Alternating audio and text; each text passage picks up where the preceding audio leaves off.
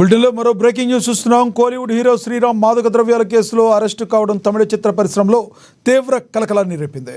తెలుగు ప్రేక్షకులకు కూడా సుపరిచితులైన ఆయన్ను చెన్నై పోలీసులు ఈరోజు అదుపులోకి తీసుకున్నారు. ఏఐఏడీఎంకే మాజీ నేత ప్రసాద్ నుంచి శ్రీరామ్ డ్రగ్స్ కొనుగోలు చేసినట్లుగా ఆరోపణలు రావడంతో ఈ అరెస్టు జరిగింది. చెన్నై నార్కోటిక్స్ ఇంటెలిజెన్స్ యూనియన్స్ పోలీసులు డ్రగ్స్ విచారణలో భాగంగా నటుడు శ్రీరామ్ను అరెస్టు చేశారు. అరెస్ట్ అనంతరం ఆయన్ను రాజీవ్ గాంధీ ప్రభుత్వ ఆసుపత్రికి తరలించి వైద్య పరీక్షలు నిర్వహించారు. అక్కడ శ్రీరామ్ రక్త నమూనాలను సేకరించినట్లుగా సమాచారం. ఆ తర్వాత నుంగంబాక్కం పోలీస్ స్టేషన్కు తరలించి సుమారు 2 గంటల పాటు అధికారులు ఆయన్ను విచారించారు. ఈ డ్రగ్స్ కేసులో ఇప్పటికే అన్నాడీఎంకే మాజీ నేత ప్రసాద్తో పాటుగా మరో 2 పోలీసులు అరెస్ట్ చేశారు. వారిని విచారించినప్పుడు లభించిన సమాచారం ఆధారంగా నటుడు శ్రీరామ్ను కూడా అదుపులోకి తీసుకుని విచారణ జరుపుతున్నట్లుగా తెలుస్తుంది.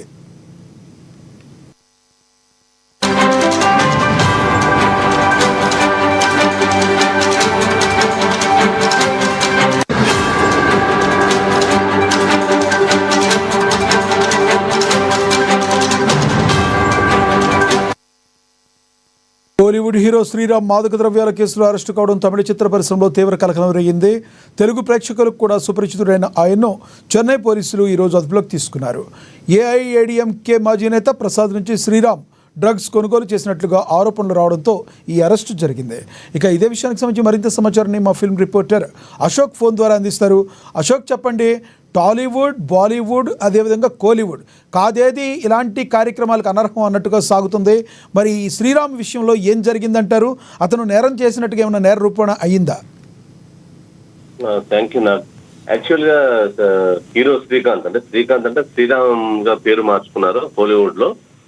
తర్వాత తెలుగు కుర్రాడే, కానీ అవకాశాల కోసం చెన్నై వెళ్ళాడు. మనం చూస్తున్నాం రోజా పూల్ నుంచి ఇప్పటి వరకు చాలా సినిమాలు చేసుకుంటున్నాడు. చాలా సినిమాల్లో కూడా ఇటు కోలీవుడ్ లోను, ఇటు బాలీవుడ్ లో కూడా కొన్ని సినిమాలు చేస్తున్నాడు. టాలీవుడ్ లో కూడా చాలా రెగ్యులర్ గా సినిమాలు చేస్తున్నటువంటి వ్యక్తి. అయితే ఉన్నటువంటి ఒక షాక్ ఇచ్చాడు. అంటే ఈ డ్రగ్స్ కేసులో అరెస్ట్ కావడం మాత్రం ఒక్కసారిగా కోలీవుడ్ కాదు, టాలీవుడ్ ఇండస్ట్రీ కూడా ఒక్కసారి నిర్ఘాంతపోయినటువంటి పరిస్థితి.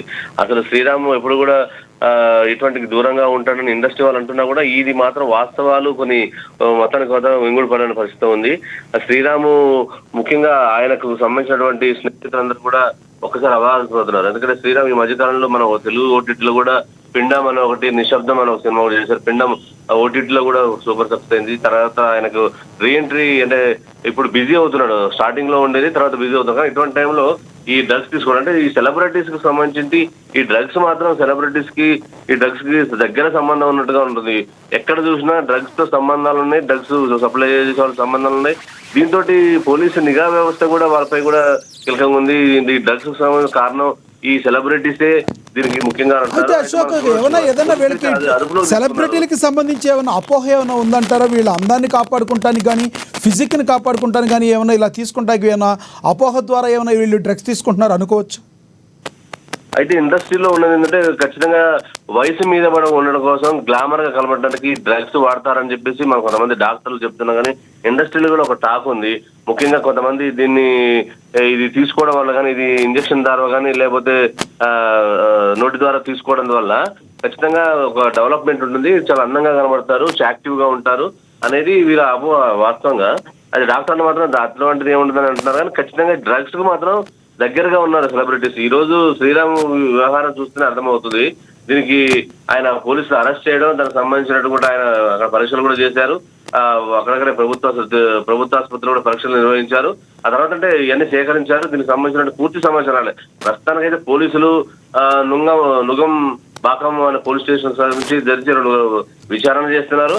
మీతో ఎవరమ్మారు, వీరు ప్రసాద్ తో కాకుండా ఇంకా అంతకుముందు ఇంకెవరితో లింక్స్ ఉన్నాయా అనేది. అంటే మాజీ నేత ఇప్పుడు ప్రసాద్ తోటి, అదే డిఎంకే నేత మాజీ ప్రసాద్ తో పాటు ఇంకెవరైనా ఉన్నారా, తర్వాత ఇండస్ట్రీ టాలీవుడ్ ఇండస్ట్రీ ఇంకా ఎవరైనా తీసుకున్నారు మీ ద్వారా, ఇవన్నీ కోణాల్లో ఆలోచిస్తున్నారు. ఇది కేవలం శ్రీరామ్ అంటే ఇప్పుడు కేవలం సౌత్ లాంగ్వేజ్ తో పాటు బాలీవుడ్ లో కూడా చేస్తున్నాడు. వీళ్ళందరితోటి కూడా ఈ శ్రీరామ్ ఎవరైతే ఉన్నారో ప్రొడ్యూసర్లు, నిర్మాతలు ఈ ఫోన్ కాల్స్ డేటాను కూడా సేకరించారు. ఈ ద్వారా ఈ డ్రగ్స్ ఒక అంటే ఎంతమంది దీన్ని తీసుకున్నారు, ఎంతమంది దీంట్లో విక్రయం చేస్తున్నారని కూడా విచారణ జరుగుతుంది. దీని పూర్తి వివరాలు మాత్రం మనకు మరికొన్ని గంటల్లో రావచ్చు. నాకు థ్యాంక్ యూ అశోక్.